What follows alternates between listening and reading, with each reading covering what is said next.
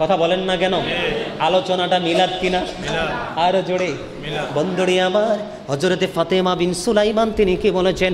নবীর আগমনে আনন্দিত হয়ে আকাশের তারাগুলো বন্ধু জমিনের একেবারে কাছাকাছি চলে এসেছে। মনে হয়েছিল তারাগুলো যেন ওনার উপরে এসে পড়বে। এটা আমার বক্তব্য না বন্ধু, এটা বক্তব্য দিয়েছেন। তাহলে এখানে নবীর আগমনে খুশির সন্ধান আছে না নাই? আরো জোরে বলেন আছে না নাই? এবার বন্ধু আমি আপনাদেরকে বলে দিতে চাই, পৃথিবীর বুকে যখন আমরা এসেছিলাম আমাদের শরীরে ছিল 100% নাফাকে। আপনার আমার নবী যখন পৃথিবীর বুকে কদম মোবারক বাড়িয়ে দিয়েছিলেন, আমার নবীর শরীর মোবারকে বিন্দু পরিমাণ কোনো নাফাকে ছিল না। নবীকে কেমন করে বলে তারা আমাদের মতো? নবীকে কেমন করে বন্ধু নির্বিঘ্নে বলতে থাকে তারা নবী আমাদের মতো? আমার মতো বন্ধু বড় লজ্জা লাগে, বড় আফসোসও লাগে। এর আর উপায় বন্ধু কবরে গেলে থাকবে না। আপনারা জানেন না সিয়াসিত্তার অন্যতম হাদিস গ্রন্থ বুখারী শরীফ, বুখারী শরীফের মধ্যে এসেছে অধিক বেশি নবীর প্রেমিক, নবীর ভালোবাসার দাবিদার, নবীর প্রেমিককে কবরে মাত্র একটা মাত্র প্রশ্ন করা হবে। সেই প্রশ্নটা হলো আপনার আমার প্রাণের নবী সম্পর্কে। নবী সম্পর্কে উত্তর দিতে দেরি রে ও বন্ধু, তাকে আর কোনো প্রশ্ন করবে না, তার কবরটা জান্নাতের টুকরা হয়ে যাবে। জোরে জোরে বলুন না সুবহানাল্লাহ। এখনো সময় আছে, নবী চিনো গো। নবী যদি চিনতে না পারো বন্ধু, কোনো উপায় থাকবে না। বন্ধুরে আমার, পৃথিবীর বুকে কোনো আলেম, কোনো মৌলবী, কোনো বক্তা, কোনো ডক্টরেট করা বন্ধু, কোনো এডুকেশন স্কলার পৃথিবীর বুকে একটা দলিল দিতে পারবে না যে আমার নবী কি কোন খলিফা খতনা করিয়েছে। দলিল নাই, কেউ দিতে পারবে না। শুধু মুখস্থই বলবে নবী আমার মতো। বন্ধুরে আমার, আমার নবী খতনা করা অবস্থায় পৃথিবীর বুকে কদমটা বাড়িয়ে দিয়েছে। জোরে জোরে কন্যা সুবহানাল্লাহ। এই করা অবস্থায় যখন আপনাদেরকে যদি কেউ বুঝাইতে আসে যে নবী তো আমাদের মতোই একজন ছিল, প্রশ্ন করবেন যে নবী কি পৃথিবীতে আসছিল মাথা মোবারক না পা মোবারক আসছে? আপনাদেরকে আরো মজার একটা তথ্য দেই। এখন কিন্তু আমরা বন্ধু মসজিদের বাইরেও নামাজ পড়তে পারি কি পারি না? যখন আজানের সময় হবে, আপনি কাজে ব্যস্ত আছেন, যেমন আপনাদের পাশে একটা ডিজাইনেবল গার্ডেন আছে না নাই, যেটাকে আমি ইংলিশে বলা হয় বিউটিফুল প্লেস। মানে আমার কাছে একেবারে পছন্দের একটা জায়গা। ধরেন এখানে কি করতেছে, কৃষকরা কাজ করতেছে, আজান হয়ে গেল, তিনি মসজিদে আসতে পারতেছে না, তিনি কিন্তু গামছা বিছিয়ে এখানে নামাজ পড়লে কবুল হয়ে যাবে। এই রহস্য কি জানেননি? অন্য নবীদের জামানায় যেই কোনো জায়গায় নামাজ পড়লে নামাজ হতো না, নির্দিষ্ট জায়গায় বন্ধু নামাজ পড়তে হতো। আপনার আমার নবীর উম্মত আমরা পৃথিবীর বুকে যুগে যুগে যত মানুষ পৃথিবীর বুকে আসব, আমাদের জন্য মসজিদটাই বন্ধু শুধু সীমাবদ্ধ করেনি আমার আল্লাহ, গোটা পৃথিবীর জমিন মসজিদের উপযুক্ত জায়গা করে দিয়েছে। যদি না পাকি না থাকলেই হবে, ঠিক কিনা বলেন? সেটার কারণ হলো আমার নবীজির কদম মোবারক যেদিন 570 খ্রিস্টাব্দে বন্ধু মা আমিনার জীর্ণ নিবৃত কুটিরের মধ্যে যখন কদমটা দিয়েছিল, তখন থেকে আমার আল্লাহ গোটা পৃথিবীর মাটিকে মসজিদ বলে ঘোষণা দিয়েছে। কারণ আল্লাহর প্রিয় হাবিবুল্লাহর কদম মোবারক এই পৃথিবীর জমিনের মধ্যে লেগে গেছে বন্ধু। সেই নবীর আগমনে আজকে আমরা খুশি। শুধু আমরা খুশি নয়, আজকের আসমানি সকল ফেরেশতারা আজকে খুশি, এবং খুশি স্বয়ং আমার আল্লাহ নিজে। জোরে জোরে কন্যা সুবহানাল্লাহ। কারণ আল্লাহ বলেছে তোমরা আনন্দ করো। কি করো? আনন্দ উৎসব করো। এটা অর্ডার করেছেন কি আমার আল্লাহ বন্ধু। পৃথিবীর বুকে আমার নবী যখন আসলো, খতনা করা অবস্থায় বন্ধু পৃথিবীর বুকে আসলো।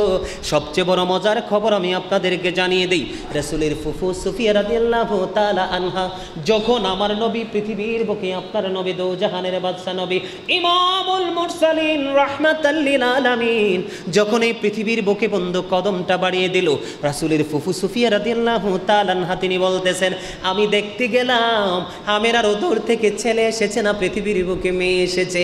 আমি যখন দেখতে গেলাম নবীজির কাছাকাছি যাওয়ার আগে আমি চাইয়া দেখলাম কুদরতি একটা নূরের চাদর আসমানের দিক থেকে জমিনের দিকে চলে আসছে। তাৎক্ষণিকভাবে আমি নজর দিয়ে চাইয়া দেখলাম আমার নবীর চেস্ট মোবারক, বুক মোবারক থেকে নিচের পুরো অংশটা কুদরতি নূরের চাদর এসে ঢেকে ফেলেছে। পৃথিবীর কেউ আমার নবীজির লজ্জাস্থান কেউ দেখতে পায় না। জোরে জোরে কন্যা সুবহানাল্লাহ। আর এই যে কথিত মৌলবী, তিনি হয়তো ভুলে গেছেন এই মৌলবী সাহেব যখন পৃথিবীর বুকে মায়ের কোল জোরে এসেছিলেন, তখন ওই ঘরে যে দায়ী মহিলা ছিল, অথবা যদি সিজারিয়ান ভাবে যদি হয়ে থাকে, কত হসপিটালে ডাক্তার কি করেছে, মাঝখান দিয়ে ধরে বন্ধু বানরের বাচ্চার মতো কত ঝুলাইছে। আমার কথাগুলো একটু খারাপ লাগতে পারে, কি করেছে, কি বলেন হুজুর? কত যে মাঝখানে ধরে বন্ধু ঝুলাইছে, মাথার তালুতে কত আঘাত করেছে। লজ্জাস্থানটাকে কি করেছেন বন্ধু? লজ্জাস্থানটাকে দেখেছেন, হাত পা মেসেজ করেছেন, কান্না করে না বাচ্চা। বন্ধু নবী কেটেছেন, আমার নবী পৃথিবীর বুকে নাবি কাটা অবস্থায় এসেছে। বন্ধুরে তোমরা জানো না এটা যেমন তেমন নবী না, এটা বন্ধু এই নবী সম্পর্কে যদি তুমি বিন্দু পরিমাণ নেগেটিভ চিন্তা করো, তোমার পাহাড় পরিমাণ আমল বন্ধু ধ্বংস হয়ে যাবে। তোমরা সবাই জানো না বন্ধু, মা আমেনার এই নিবৃত জীর্ণ কুটিরে বন্ধু তিনি বসে আছেন, না আসা এক অতিথির আগমনের জন্য গোটা পৃথিবী মাহালান সাহালান মারহাবা জানানোর জন্য বন্ধু দাঁড়িয়ে আছে। হঠাৎ করে মা আমেনা চাইয়া দেখলেন অনেক লম্বা লম্বা জান্নাতি হুরের মতো নারীরা ওনাকে চারপাশ বন্ধু ঘিরে রেখেছেন। এই নারীরা কে রে?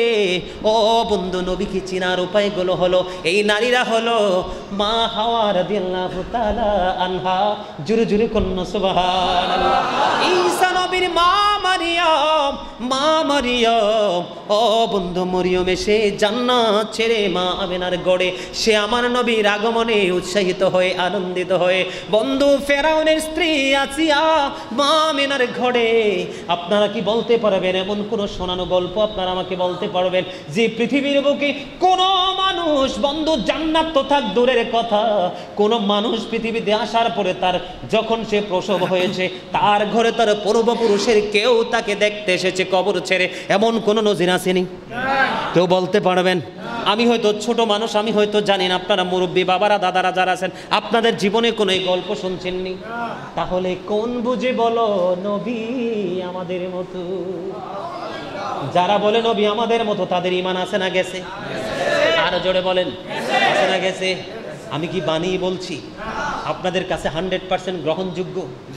আমার কথাগুলো কি আপনাদের কাছে অ্যাকসেপ্টেবল? তাহলে বন্ধু আপনারা কোনো গলধীন ভাবে আপনারা 100% ইমানদার। মা আমেনার ঘরে এখনো আমার নবী আসেনি। মা আমেনা চাইয়া দেখলেন নুরানি চেহারা, হুর পরিদের মতো নুরানি চেহারার মহিলা, তো লম্বা লম্বা এত কিউট তাদের চেহারা। কে রে এই পূর্ণময়ী নারী? তোমরা কেনই বা এসেছো? না আসা এক অতিথিকে আমন্ত্রণ জানানোর জন্য এসেছি। কুল কায়নাত আজকে বেকুল হয়ে আছে, পাগল পারা হয়ে আছে, আমার নবীর ঘরে এসে হাজির। এটা কি যেমন তেমন বলা যায়? বলে আরো জোরে বলেন না। পৃথিবীর ইতিহাসে এমন কোন নজির আছে দাদা নাতি দেখতে আসছে, কবর থেকে উঠে বড় বাবা আসছে, বড় মা আসছে, এমন গল্প নজির আসেনি? ও বন্ধু, এই মৌলবীরা নবী সম্পর্কে চর্চা করে নাই, নবী সম্পর্কে স্টাডি করেনি। আমার ব্যক্তিগতভাবে আমি সবচেয়ে বেশি পছন্দ করি আমার নবী সম্পর্কে গবেষণা করতে। সেই 2002 থেকে আলোচনার স্টেজে এসেছি, স্টুডেন্ট লাইফ থেকে এখনো পর্যন্ত নবী সম্পর্কে তথ্য শুধু কালেক্ট করতেছি। ও বন্ধু, এখনো মনে হয় 10 ভাগের 1 ভাগও কালেক্ট করতে পারি নাই, কারণ এই রহস্য উন্মোচন করা সম্ভব নয়, কারণ তিনি হলেন আল্লাহর মনোনীত, আল্লাহর প্রিয় হাবিব। আরো জোরে বলেন না সুবহানাল্লাহ, আরো জোরে বলেন না সুবহানাল্লাহ। আপনারা কি গজল পছন্দ করেন না? আপনারা মনে অনলাইনে আমার আলোচনা শোনেন না, শুধু ইমাম সাহেবই শোনে। কারণ আজকে যদি চট্টগ্রামে এইটুকু সময় আলোচনা করতাম, কয়টা বাজে? 10:22। এতটুকু সময় যদি চট্টগ্রামে আলোচনা করতাম, এতক্ষণে কত গজলের কথা বলতো। বিশেষ করে যুবকটি এটিও বোকা, এই তো চিনে না, এটাই তো সমস্যা। আমি কিন্তু শুধু বক্তা না, আমি একজন রাইটার। অনেক হামদ নাত ইসলামী সঙ্গীত লিখেছি, এর মধ্যে রাসূলের শানে সবচেয়ে বেশি লিখেছি। আরে এখন তো খুঁজলে তো দাওয়াত সবাই দেয়, ঠিক না? হ্যাঁ, আরো জোরে বলেন। আমার মন চাই যে শুধু তোমায় দেখিতে, আমার মন চাই যে শুধু তোমায় দেখিতে। ও প্রিয় নবী, দেখার লাগি পাগল মনটা, দেখা দাও না রে। আমার মন চাই যে শুধু তোমায় দেখিতে। দাদা, আমার মন চাই যে শুধু তোমায় দেখিতে। ও প্রিয় নবী, দেখার লাগে পাগল মনটাও দেখা দাও না রে। আমার মন চাই যে শুধু তোমায় দেখিতে। যখন হলো নূর নবীজির এই ধরায় আগমন, বলেন যখন হলো নূর নবীজির এই ধরায় আগমন, পারস্যের রাজপ্রাসাদের গম্বুজ ভেঙেছে, পারস্যের রাজপ্রাসাদের পাথর খসেছে। আমার মন চাই যে শুধু তোমায় দেখিতে। এটা আমার লেখা, আমার সুর, আমার গাওয়া। আল্লাহ মারহাবা বলবেন না? আরে আরো জোরে কোন মারহাবা। আপনারা অনলাইনে দেখবেন, আমি মুখে কিছু বলবো না, শুধু অনলাইনে দেখবেন আমি যখন গজল টান দেই, এখানে তো মানুষ কিছুই না। কিরে মিডিয়ার লোক, ঠিক বলছি না? এখানে তো সেই তুলনায় লক্ষ লক্ষ মানুষ আমার আলোচনা শোনার জন্য, বিশেষ করে নাচ শোনার জন্য মানুষের জড়ো হয়। আপনারা অনলাইনে দেখবেন যখন গজল টান দেই কি পরিমাণ হাদিয়া যে আমার কাছে আসে। এটা কেন আসে জানেন? এটা আসে রাসূলের প্রেমের কারণে, রাসূলের ভালোবাসার কারণে। আরো জোরে বলেন ঠিক কিনা? গাইবো? বসে থাকি তোমারি আশায় গো নবীজি, রবিউল আউয়ালের আশায়। বলেন বসে থাকি তোমারি আশায়।